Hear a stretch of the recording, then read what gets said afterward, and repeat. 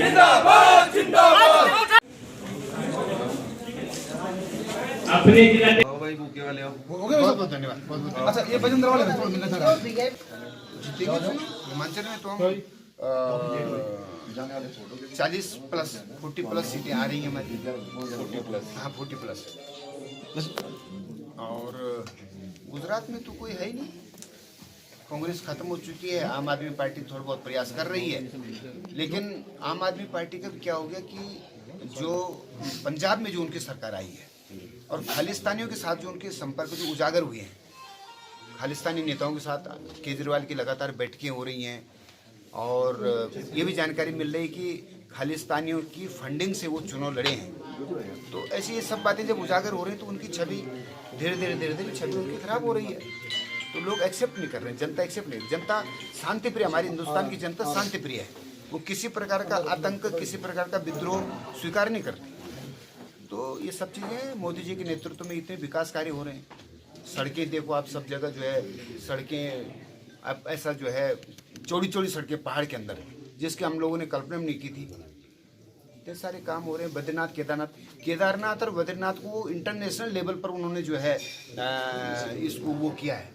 पूरे विश्व जो है, प्रत्येक आदमी सोचता है कि मैं केदारनाथ जाऊं, मैं बद्रीनाथ जाऊं। ये कोई कम उपलब्धि थोड़ी है, बहुत बड़ी बात है। प्रदेश के महामंत्री आदरणीय आदित्य कोठारी जी अपने गृह जनपद में प्रथम बार आए हैं और कल से मैं बातचीत करूँ या आप कि प्रदेश टीम के गठन के पश्चात सभी जिलों में जिलाध्यक्षों की नियुक्ति हो गई है और जिलों में जिला प्रभारी सह प्रभारियों की नियुक्ति हुई है। अब यथाशीघ्र जिले की कार्य समितियाँ, मंडल की कार्य समितियाँ और सभी मोर्चा प्रकोष्ठों को गठन यथाशीघ्र। हमारे बहुत से वरिष्ठ पदाधिकारी हैं जिन्होंने लंबे समय तक समाज की सेवा की है संगठन के माध्यम से।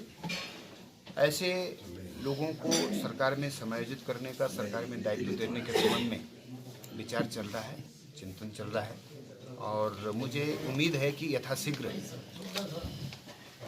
दायित्वों का वितरण होगा।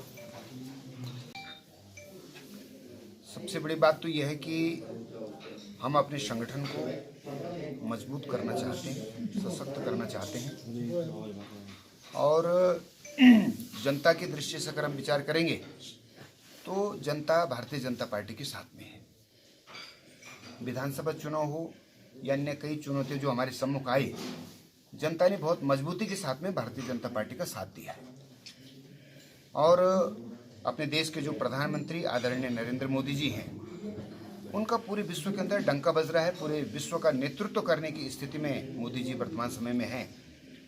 उत्तराखंड के लिए जितने विकास के कार्य उन्होंने दिए हैं, चाहे वो रेल परियोजना हो, चाहे ऑल वेदर रोड का हो, चाहे अटल आयुष्मान योजना हो, चाहे किसान सम्मान निधि हो या उज्ज्वला गैस की योजना हो, ये सभी मामलों से एक जो समाज में सबसे नीचे पायदान पर जो खड़ा है, उसके विकास के लिए, उसकी उन्नति का विचार किया है।